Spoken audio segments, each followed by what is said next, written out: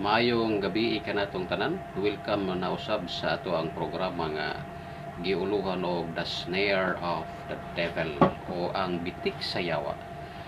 Usa kini ka programa nga may katuyuan sa pagpakita o pagpadayag sa bitik sa yawa nga didto nagpuyo sa mga pagtulunan o doktrina nga mga sayo nga naglungtad sa atoang katilingban. Ingon man usa sa mga napili nato nga doktrina nga atong iuna og expose ang kamatuoran. Kabahin niini mao ang doktrina sa rightly dividing og dispensationalism.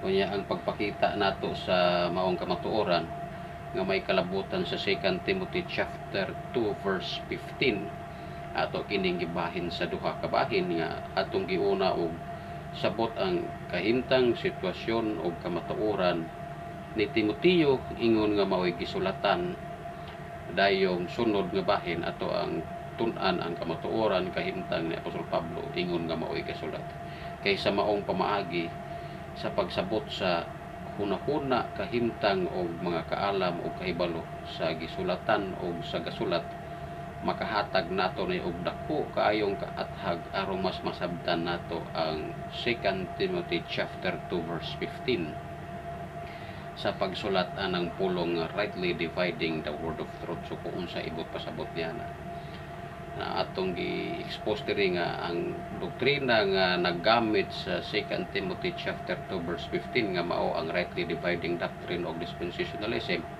gigamit nila na nga verse nga wa gid ayuha pagsabot kundi naa na sila kaugulingon nga una-una ingon man gigamit ra nila ang bersikulo aron mosuporta silang una-una dili aron ipakita ang kamatuoran nga naa sa bersikulo.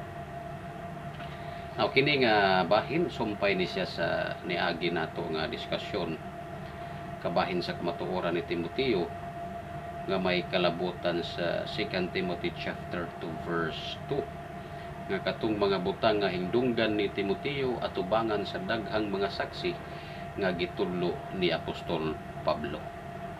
Nga dito ato nakaplagan sa pagbasa nato sa balaang kasulatan nga sa panahon nga nagkakauban si Timoteo ug si Apostol Pablo, usa sa mga gitudlo ni Apostol Pablo o gi-deliver niya mao ang decrees for to keep o pagbulot-an arong pagabantayan nga gikan sa mga apostolis o gikan nilang Pedro ug mga ansyano nga didto sa Jerusalem. Now kani nga bahin ato ning i-discuss diri ang usa sa mga gigamit nga depensa sa rightly dividing. Now kay dito man gud atong makita nga sa atong diskusyon atong makita sa niagi nga aduna gyud ay nadawat si Apostol Pablo nga pagtulon-an gikan sa 12 ka apostolis o nilang Pedro apan nga maoy i-deny sa nagtudlo og rightly dividing. Kanya sa maong pag-deny nila ilang gamiton ang Galatians chapter 1 verse 11 to 12 nga miingon sila nga wala makadawat si Apostol Pablo og revelation gikan sa tawo o gikan sa 12 o gikan sa mga propeta kundi gikan direct ni Kristo. Unya ila paganing dungagan gani kanang miingon sila nga si Pedro walay gikadugang ni Pablo, gamitan nila og Galatians chapter 2 verse 6. So ang content sa atong discussion diri atong i-discuss kanang depensa nila o rason nga gigamit nga sa paggamit sa verse sa Galatians chapter 1, 11 o 12 o Galatians chapter 2 verse 6. So mao nay content sa atong discussion diri ang Galatians 1 verse 11 to 12 o Galatians chapter 2 verse 6. No? So igon na pagpadayon atong unahon pagbasa ang libro sa Galacia kapitulo 1 bersikulo 11 ug 12 ug atong sabto ni unsay kamatuoran o kaalam nga naa niini. Ingon nga kani mao'y gamiton nga rason sa nagtudlo og rightly dividing of dispensationalism. So atong ayuhon pagsabot. Magsugod ta sa pagbasa sa maong sulat. Galacia kapitulo 1 bersikulo 11 ug 12 nag-ingon sa Cebuano. Kay ako nagamantala kaninyo mga igsuon. May tungod sa maayong balita nga giwali ko nga kini wala magagikan sa tao. Bersikulo 12. Kay wala ko pagadawata kini gikan sa tao, wala gani itudlo kanako kundili pinaagi sa pagpadayag ni Hesukristo. Sa English nagingon Galatians 11 verse 1, chapter 1 verse 11 to 12 nagingon, "But I certify you, brethren, that the gospel which was preached of me is not after men." Verse 12, "For I neither received it of men, neither was I taught it, but by the revelation of Jesus Christ." Now din sa Galatians chapter 1 verse 11 to 12, klaro kayo nga nag-ingon si Pablo nga wala na ako madawat ang maayong balita nga akong giwali nga gikan kini sa tao, wala ni gitudlo nako, dili po ni gikan sa tao. So klaro kayo, no? So dili na ta angay wa na tay angay ikaangal ani, wa na tay angay nga ikaduha-duha pa una-una kay kani nga verse kamatuoran og insakto kini nga verse. Apan ang usa sa mga angay natong tagaan og gibugaton ang una-una mao nga ang Galacia kapitulo 1 bersikulo 11 ug 12 nag-conclude bagid ni nga ang revelation nga nadawat ni Apostol Pablo tanan gikan gyud ni Kristo, wa nay lain nga means, wa nay lain nga pamaagi. So adunay duha ka pangutana nga angay natong tagaan og gibugaton sa pagsabot sa maong verse. Una, ang tanan ba nga nadawat ni Apostol Pablo kaalam, kahibalo og mga pinadayag o revelation, nadawat ba rin ni Apostol Pablo pinaagi sa direct lamang tanan no? Wa na laing pamaagi direct revelation gid tanan, wa na laing pamaagi. Ikaduha, kung kini gikan sa mga sulat o sinulat sa 12 ka apostoles o nilang Pedro o sa mga ansyano o sa mga balaang propeta, giisip ba ni Apostol Pablo nga kini gikan sa tao? O angay ba pod natong isipon nga kini gikan sa tao? So maunay duha ka pangutana nga atong tagaan og kaatahag diri nga may kalabutan sa pagsabot sa Galatians chapter 1 verse 11 to 12.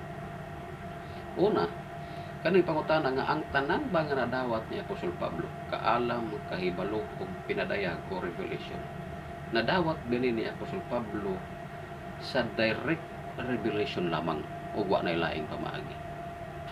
So arong ato nang matubag, atong atuon ang mga kahigayonan ug panahon kung diin nagmantala si Apostol Pablo sa panahon nga buhi pa siya og wa bagay laing revelation nga nadawat ni Pablo nga gikan sa mga propeta ug sa 12. Na atong atuon ang Buhat kapitulo 21 bersikulo 10 hangtod sa 11. Og atong basahon og atong lantawon ang kamatuoran nga naa dinhi. Acts chapter 21 verse 10 to 11. Verse 10, "And as we tarried there many days, there came down from Judea a certain prophet named Agabus. And when he was come unto us, he took Paul's girdle, and bound his own hands and feet, and said, Thus saith the Holy Ghost, So shall the Jews at Jerusalem bind the man that owneth this girdle, and shall deliver him into the hands of the Gentiles." Sa Bisaya nagayon, ug sa nagpabilin kami didto og pila ka adlaw, may milugson gikan Saudia usa ka manalagna nga ginganlan si Agabo, ug miduol siya kanamo, ug sa gikuha niya ang bakos ni Pablo, iyang gigapos ang kaugalingon niyang mga tiil ug mga kamot ug miingon. Mao kini ang ginaingon sa Espiritu Santo. Ingon niini gapuson sa mga Hudiyo didto sa Jerusalem ang tawo nga tag-iya niining bakusa, og siya igatugyan nila sa mga kamot sa mga hintil. So now din is Acts 21 verse 10 to 11. Atong makaplagan diri nga adunay girevealed si Prophet Agabus mahitungod sa kung unsay mahitabo ni Apostol Pablo kung moadto siya sa Jerusalem. So dinhi adunay revelation nga gipakita ang Holy Spirit o Espiritu Santo pinaagi sa baba sa usa ka propeta nga si Agabus. So usa ka example nga adunay revelation di ay gipadayag ang Dios kang Apostol Pablo nga nigamit siya og lain nga tawo. Dili tanan direct revelation gikan kang Kristo. Ikaduha, katong decrease for to keep nga sa Acts chapter 16 verse 4 nga gideliver ni Apostol Pablo ngadto sa mga kasimbahanan sa mga hintil. Katong decrease for to keep gikan to siya sa 12 ug mga ansyano sa Jerusalem. So katong decrease for to keep usa to kapagtulunan, kaalam o kahibalo nga gikan to sa 12 ka apostoles, gikan nilang Pedro nga gihatag niya ngadto kang Pablo. So dito di na to ikadinay nga naa po day nadawat si Apostol Pablo gikan sa 12. Dili lang di ay kay direct revelation tanan. So di na to i-deny ang Galatians chapter 1 nga adunay nadawat siya nga direct revelation. Mas dili po nato i-deny ang kamatuoran nga aduna po nadawat nga kamatuoran kahibalo o revelation siya sa Pablo nga gikan sa mga propeta o gikan sa 12. So katong decrease for to keep nagihatag sa dito ni Apostol Pablo nga gikan sa 12 ka apostoles o mga ansyano. Unsalan man to nga kaalam mo kahibalo dito o pagtulunan, gikan ba dito sa tao ra or consent ra ba dito sa tao? Wala ba consent sa Holy Ghost ato? Dili ba to gikan sa Dios? Now atong atuon pagbalik atong basahon ang Acts 15 verse 27 to 29. Aron masabtan nato kung gikan lang magito sa tao o kabubuton lang magito sa tao. So atong basahon ang Acts 15 verse 27 to 29 nag-ingon nga, "We have sent therefore Judas and Silas, who shall also tell you the same things by mouth. For it seemed good to the Holy Ghost and to us to lay upon you no greater burden than these necessary things, that ye abstain from meats offered to idols, and from blood, and from the things strangled, and from fornication, for which if ye keep yourselves, ye shall do well, fare you well." So sa Bisaya nag-ingon sa Buhat Kapitulo 21 versikulo 27 hangtod sa 29, "Busa ginasugo namo si Judas ug si Silas nga mag-aasoy kaninyo sa pulong sa mga butang pinaagi sa pulong sa baba. Kay nahimut-an sa Espiritu Santo ug kanamo nga dili kamo pagadat-ugan sa labi pang dakong lulan kay niining mga butang kinahanglan. Nga magdikay kamo gikan sa butang hinalad sa mga larawan, o gikan sa dugo, o gikan sa mga linuok, o gikan sa pagpakihilawas, nga kung kini pagamatngunan ninyo, makaayo kaninyo." So ang decrease for to keep o pagbulotan arong pagabantayan sumala sa verse 28 kay nahamot-an sa Espiritu Santo. So nag-ingon sa English nga, "For it seemed good to the Holy Ghost." So dili lang di ito kabubuton lang sa 12 katong decrease for to keep nga gihatag dito kang Pablo, kundi aduna po day consent o kabubuton po day ito sa Holy Spirit, no? So lami kay ni nga kamatuoran nga di nato i-deny. Sunod nga kamatuoran ikatulo, sa tanan nga mga writer sa balaang kasulatan, si Apostol Pablo mao'y pinakadaghan og bersikulo nga gikot up gikan sa Old Testament. No? Siya mo'y pinakadaghan. Amo gani kung ino gani i-apply ng principle sa rightly dividing gitudloan ang nagtudlo og rightly dividing og dispensationalism, makit-an ninyo nga si Apostol Pablo wala gabuhat anang ilang gabuhat karon. Kaya si Apostol Pablo magsige quote og mga verses gikan sa Old Testament. Dahil mo i-apply niya sa atong panahon karon. So, og imong sabton si Apostol Pablo, wa gid magbuhat anang rightly dividing ang gitudlo sa kadaghanan karon. Now, ingon nga pagpamatuod, si Apostol Pablo adunay 34 kabuk mga verses nga nigamit siya og kaning bersikulo nga gikan sa Old Testament nga naa say mga phrase nga gigamit kanang giingon nga pulo nga, "For it is written, as it is written," tayong according to the scriptures. Now sa libro sa Roma adunay 16 kabuk dito nga na ay phrase nga, "For it is written, as it is written," ay 16 kabuok. sa 1 Corinthians na ay siyam kabok na ditoy duha kabok nga according to the scriptures. Sa 2 Corinthians adunay tulo kabok. Sa book of Galatians adunay upat kabok. So si Apostol Pablo mao'y pinakadaghan og gipangkot up sa Old Testament, no? So ang kahibalo og kaalam og mga revelation nga nadawat og gitudlo ni Apostol Pablo dili day tanan direct kundi mukot up siya og mga verses nga iyang nakuha gikan sa balaang kasulatan sa daang tugot, no? So dili tanan direct revelation.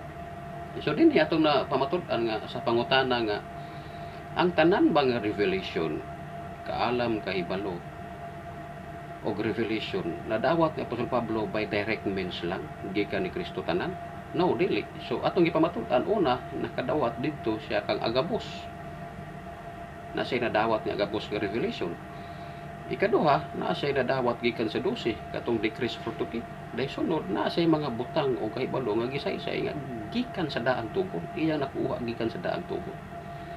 So ang Galatians chapter 1 verse 11 to 12 nag-ingon nga ang maayong mabalita nga akong giwalay kaninyo wala kini magikan sa tao. Tinuod na nga wala na magikan sa tao. Apan wala mag-ingon didto nga ang tanan nga revelation nga dawat ni Pablo gikan lamang do direct ni Kristo, kundi adunay pipila, dili tanan. So dinhi atong ipakita nga naa pud ay nadawat si Pablo nga gikan ni Prophet Agabus, gikan sa ang katong decrees for to keep, gikan sa 12 apostoles, dayong according to the scriptures, for it is written, gikan sa daang tugot. So na kung imo ganing sabton gani, kanang gospel nga gitudlo ni Apostol Pablo sa nga iyang giklaim nga wala maggikan sa tawo kundi gikan kang Kristo, ato ginang mabasa sa 1 Corinthians chapter 15 verse 1 to 4 nga nag-ingon atong pagbasahon. 1 Corinthians chapter 15 verse 1 to 4. Moreover, brethren, I declare unto you the gospel which I preach unto you. So gadagis ko to gospel. Also ye have received, which also ye have received, and wherein ye stand. For I delivered unto you first of all that which I also received, how that Christ died for our sins according to the scriptures, and that he was buried, and that he was rose again the third day according to the scriptures. So katong giklaim ni Apostol Pablo nga the gospel which was preached of me is not after man. Pag-abot sa 1 Corinthians chapter 15 verse 1 to 4, according to the scriptures to. No? So maunay angay natong naon, maunay magdala kanato sa ikaduhang pangutana nga angay natong hunahon og sabton katong pangutana nga kung gikan ba sa 12 ka apostoles o mga propeta o ba kay sila mga tao sinulat o ba nila, is giisip ba ni Apostol Pablo nga kinigikan sa tao ug angay ba pod nato nga isipon nga gikan kini sa tao? Now sumala sa unang Pedro, sa libro sa unang Pedro, sa libro sa 2 Peter chapter 1 verse 21 nag-ingon, for the prophecy came not in the old time by the will of men, but holy men of God speak as they were moved by the Holy Ghost.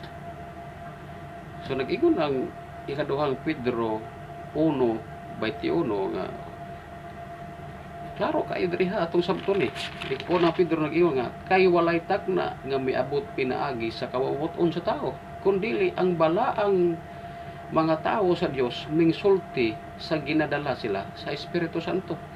Na atong maklaim dito gani atong makonek nga si Agabus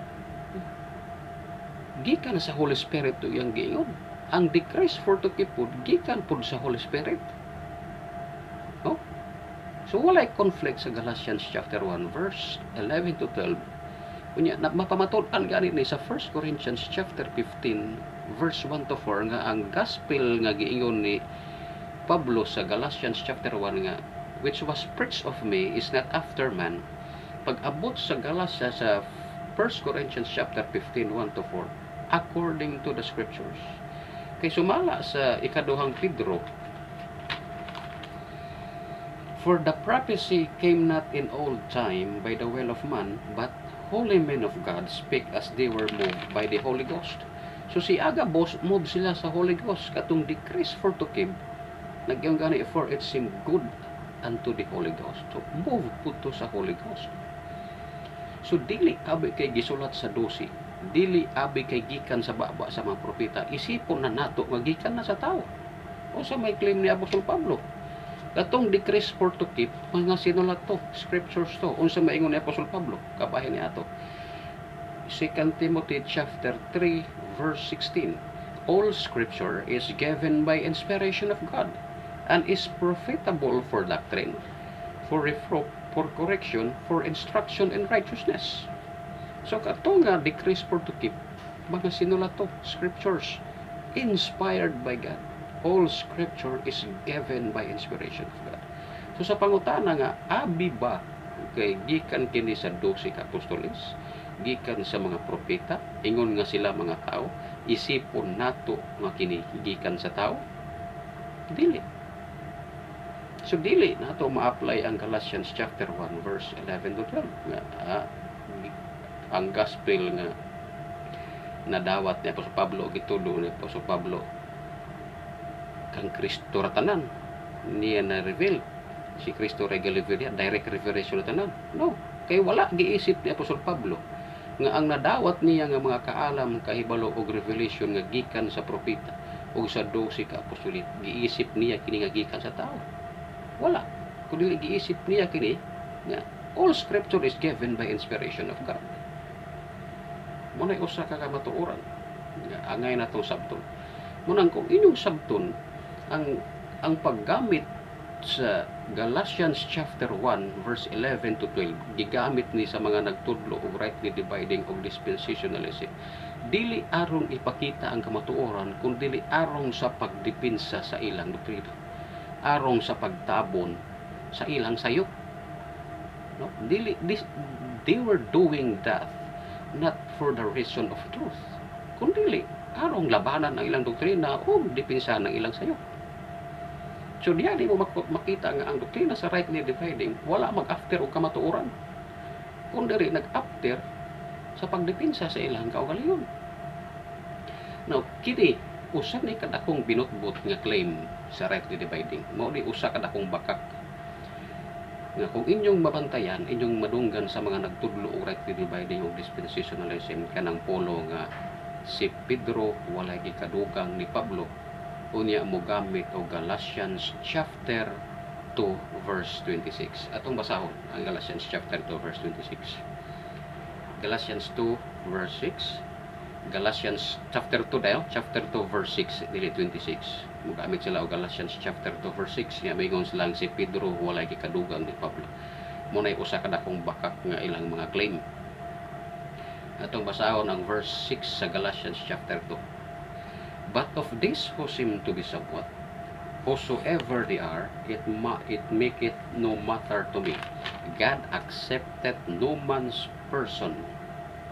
For they who seem to be somewhat in conference added nothing to me. So moingon na sila nga for they who seem to be somewhat in conference added nothing to me. Dahil yung sumpayan nila nga si Pedro walay kadugang ni Pablo. Maunay usa sa mga pinakabakak nga claim sa mga nagtudlo og rightly dividing. Ngano man, kinsalan man ning day diri kanang for they who seem to be somewhat, kinsalan maday na sila ba ng Pedro o dili? No. Atong masabtan nga kaning they who seem to be somewhat dili ni silang Pedro.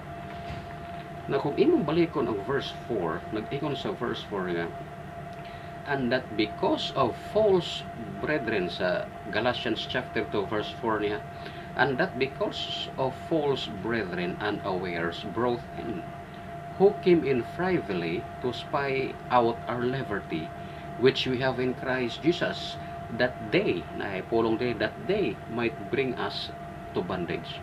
So kaning day sa verse 4 o kaning day sa verse 6, kaning mga tawhana usa ni Ngayon, that they might bring us to bondage. So kinsalan man na kung imong balikon ang Galatians chapter 2 o imo lang taon sa history, konektado ni siya sa Acts chapter 15. So kinsa man ang they who seem to be somewhat diya, sila ba ng Pedro? Kung ari ka sa Acts 15, nag-ingon diya nga sa Acts 15 verse 1 nga atong makaplagan nga kinsa na mga tawhana. So Acts 15 verse 1 nag-ingon nga, and certain men came down from Judea, taught the brethren, and said, except ye be circumcised after the manner of Moses, ye cannot be saved. So kanang mga tawhana katunay mga tawo nga gikan sa Judea. No? Dili ni silang Apostol Pedro nga pag-abot sa verse 4 gani, because of false brethren unawares brought in. So naay mga false brethren nga nisulod. Muna gitawag niya for they who seem to be somewhat, no? Unsa may giingon nila ni Apostol Pedro kabahin ana nila? Akong imong lantawon sa Acts 15 katong mga tawhana nga they who seem to be somewhat. Unsa may ingon nilang Pedro ana? Dayon kanay siya diri sa Acts 15:24.